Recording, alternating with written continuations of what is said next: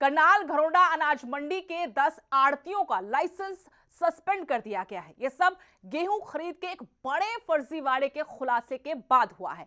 हैफेड और खाद्य आपूर्ति विभाग की तरफ से खरीदे गए गेहूं के कट्टे गायब हो गए थे। एसडीएम ने जांच की तो ऐसा सच बाहर आया जिससे सब हैरान हैं। गेहूं गायब होने के बाद मंडी के दर्जन से ज्यादा आड़ती रडार पर आ गए। प्राथमिक जांच के बाद मंडी से 2500 कट्टे गायब मिले, जिस पर संज्ञान लेते हुए एसडीएम अदिति ने मंडी के 10 आड़तियों के लाइसेंस सस्पेंड कर दिए हैं। इस कार्रवाई से आड़तियों और मार्केट कमेटी में हड़कंप मच गया है।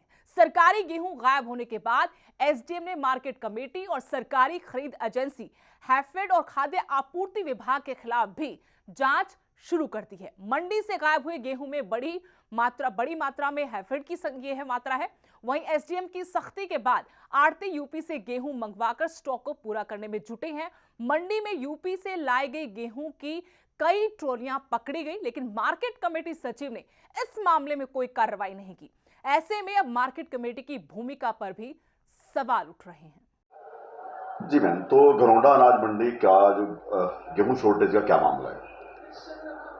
3 तारीख को हमने एक फिजिकल वेरिफिकेशन कराया था, जिसमें हमने ये चेक किया था कि गेहूं की जो आवक है और जो फिजिकल स्टॉक है, क्या उसमें कोई डिफरेंस तो नहीं है।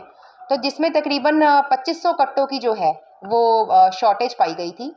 तो जो कंसर्न जितने भी आड़तियों की फर्म थी, उन सभी फर्म को हमने नोटिस देके और उनसे जवाब लेके उनके अब हमने फिलहाल लाइसेंसेस सस्पेंड कर दिए गए हैं। अब वो किस तरीके से उनके गेट पास कटे हैं या किया गया है, उसका हम जांच कर रहे हैं। और जो भी मार्केट कर्मचारी की अगर यदि किसी इसमें कर्मचारी की लापरवाही पाई गई तो उस पर भी हम कार्रवाई करेंगे। इस तरह से जांच हुई मैडम, क्या ये गेहूं आया नहीं या गायब हुआ है? देखिए, अभी तक तो देखने से लगता है कि गेहूं आया तो है, क्योंकि तकरीबन 13-14 फर्म्स थी जिनका ये शॉर्ट पाया गया। यदि ये केवल 1 या 2 फर्म का होता तो कहा जा सकता था कि आया ही नहीं है और ज्यादा लिखवाया गया है।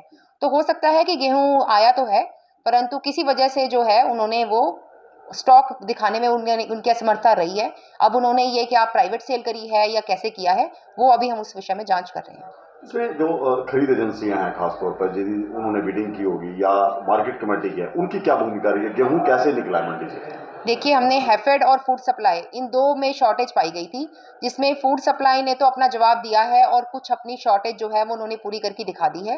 हैफेड से की जो शॉर्टेज है वो ज़्यादा है। उस स्तर पे अभी हम देख रहे हैं कि वो शॉर्टेज किस तरीके से हुई है, अभी किस फर्म की कितनी शॉर्टेज है और परचेज एजेंसी का क्या इसमें कहीं पे कोई लापरवाही तो नहीं बरती गई, ये हम देख रहे हैं। अभी मंडी में स्थिति देखते हैं तो देर सवेर जो है गेहूं की तुलाई चलती है। जिस तरह से ट्रॉलियां आ रही है, क्या उनका कोई रिकॉर्ड अलग से मेंटेन किया जा रहा है इस बारे में? यदि कोई प्रदेश से बाहर की ट्रॉली आती है तो उसकी जो परचेज होगी वो तो ई नैम से होगी, परंतु यदि कोई आड़ती बिना ई नैम के, बिना गेट पास के यदि मंगाता है तो उस पर भी कार्रवाई की जाएगी। उसके लिए भी हमने सख्त निर्देश दे दिए हैं मार्केट कमेटी को कि किसी भी ऐसी ट्रॉली को जो वो अलाउ ना करे बिना गेट पास के। देखो, 2 ऐसे मामले सामने आए थे, 2 ट्रॉलियां पकड़ी गई थी जो किसान यूपी से गेहूं लेकर आए थे। उस मामले में मार्केट कमेटी ने कुछ नहीं किया। हाँ जी, मार्केट कमेटी को हमने आदेश दिए हैं, जल्दी ही उन पर भी कार्रवाई की जाएगी।